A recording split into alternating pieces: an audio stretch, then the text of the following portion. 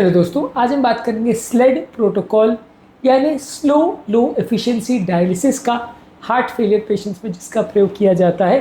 Heart failure patients में अगर kidney का प्रॉब्लम हो तो पानी निकालने के लिए या किडनी को प्यूरिफाई करने के लिए, बॉडी को प्यूरिफाई करने के लिए ये स्लेड प्रोटोकॉल का प्रयोग किया जाता है। ये एक तरह का स्लो हीमोडायलिसिस है जिसमें हार्ट पर किडनी पर बहुत ज़्यादा लोड नहीं पड़े और जिन लोग का हार्ट बहुत ज़्यादा वीक है वहाँ पर इसका प्रयोग किया जाता है। आज हम डिस्कस करेंगे कि ये एक्चुअल में होता क्या है और इसमें बाकी डायलिसिस प्रोटोकॉल से क्या फ़र्क है, कहाँ पे इसका प्रयोग किया जाता है, क्या इसके फ़ायदे नुकसान हैं। टॉपिक पे जाने से पहले जो लोग हमारे चैनल पर नए हैं वो रिक्वेस्ट करूँगा कि चैनल को सब्सक्राइब करें, वीडियोस को लाइक करें, शेयर करें, फॉलो करें, कमेंट करें, पूरा देखें। टॉपिक इंपॉर्टेंट है, इसे एंड तक देखिएगा। चलिए शुरू करते हैं।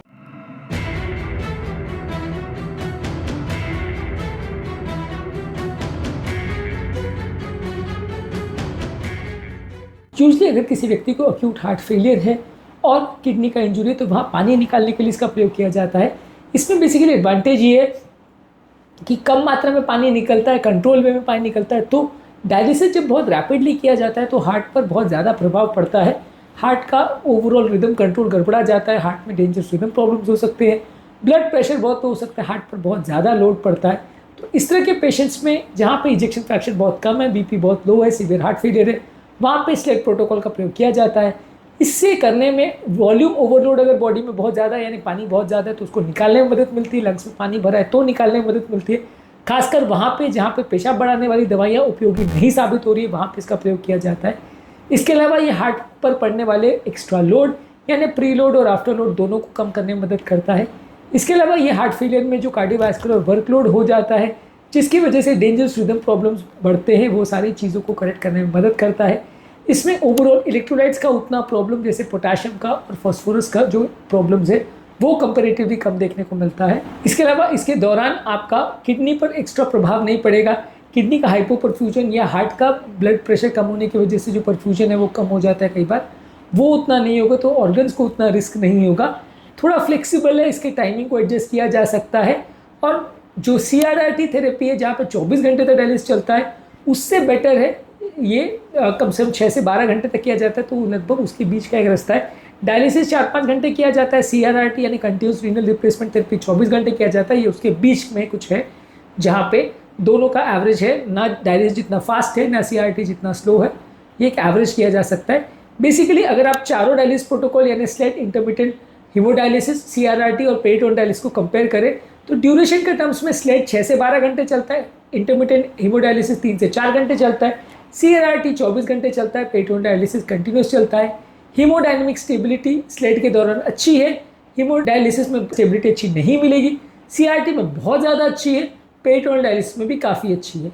फ्लूइड रिमूवल जो है वो इंटरमीडिएट हीमोडायलिसिस में बहुत रैपिड होता है, स्लेड प्रोटोकॉल में ग्रेजुअल और पेरिटोन डायलिसिस में ग्रेजुअल होता है, CRRT में कंटिन्यूस धीरे धीरे करके थोड़ा निकलता रहता है। इलेक्ट्रोलाइट्स की अगर बात करें तो वो भी हीमोडायलिसिस में बहुत ज़्यादा निकलता है, स्लेड प्रोटोकॉल में थोड़ा निकलता है, CRRT में बहुत कम होता है, पेरिटोन डायलिसिस में भी कम रहता है। हार्ट फेलियर विद हाइपोटेंशन वाले केस में इंटरमिटेंट हीमोडायलिसिस नहीं करते हैं, CRRT, पेरिटोन डायलिसिस और स्लेड प्रोटोकॉल तीनों ही कर सकते हैं। अगर क्रिटिकली इल पेशेंट्स है तो वहाँ पे भी स्लेड प्रोटोकॉल और CRRT कर सकते हैं, वहाँ पे पेरिटोन डायलिसिस और हीमोडायलिसिस दोनों नहीं कर सकते हैं। तो ओवरऑल अलग अलग तरह के पेशेंट्स में ये प्रोटोकॉल में कौन सा चूज़ करते हैं और क्या इसके इश्यूज है इसको हमने बात करी। ज़्यादातर अगर किसी व्यक्ति को अक्यूट डिकम्पनसेटेड हार्ट फेलियर जहाँ बहुत ज़्यादा पानी भरा हुआ है वहाँ इसका प्रयोग करते हैं, कार्डियो रीनल सिंड्रोम में जहाँ हार्ट और किडनी दोनों पर असर है वहाँ इसका प्रयोग करते हैं, सीवियर हार्ट फेलियर में अगर लो ब्लड प्रेशर है तो वहाँ इसका प्रयोग करते हैं, या अगर कोई क्रिटिकली इल पेशेंट है जिसको ICU केयर की ज़रूरत है वहाँ इसका प्रयोग किया जाता है। जो व्यक्ति को सीवियर हार्ट का ब्लॉकेजेस है, इस्केमिक हार्ट डिजीज है और वो हाइपोटेंशन यानी लो ब्लड प्रेशर को टॉलरेट नहीं करेगा वहाँ पर इसका प्रयोग किया जाता है। इसमें प्रॉब्लम कहाँ आती है, एक तो ये कि ये हीमोडायलिसिस के कंपैरिजन में बहुत ज़्यादा लंबा ड्यूरेशन चलता है, उतना ज़्यादा इफेक्टिव नहीं होता, धीरे धीरे करके चलने वाली चीज़ है, इसलिए इसको ज़्यादा ड्यूरेशन तक रखना पड़ता है। दूसरा, इसके लिए अलग तरह की मशीन आती है, अलग तरह की सेटिंग्स आती है, तो इसलिए सब जगह अवेलेबल नहीं है।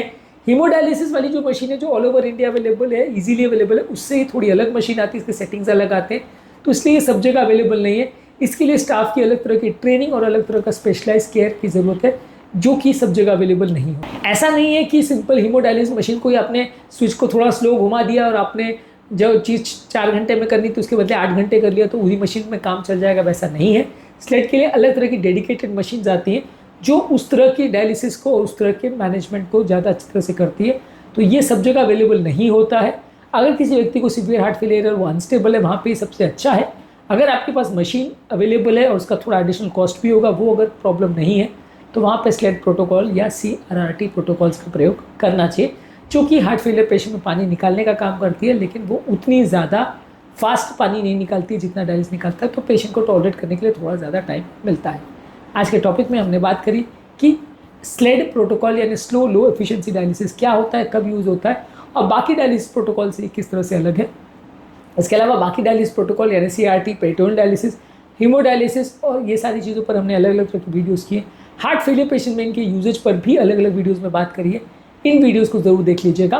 उम्मीद करूँगा कि आज के टॉपिक में कुछ नई बातें जानने को मिली होगी। जो लोग हमारे चैनल पर नए हैं, मैं रिक्वेस्ट करूँगा कि चैनल को सब्सक्राइब करें, वीडियोज़ को लाइक करें, शेयर करें, फॉलो करें, कमेंट करें पूरा।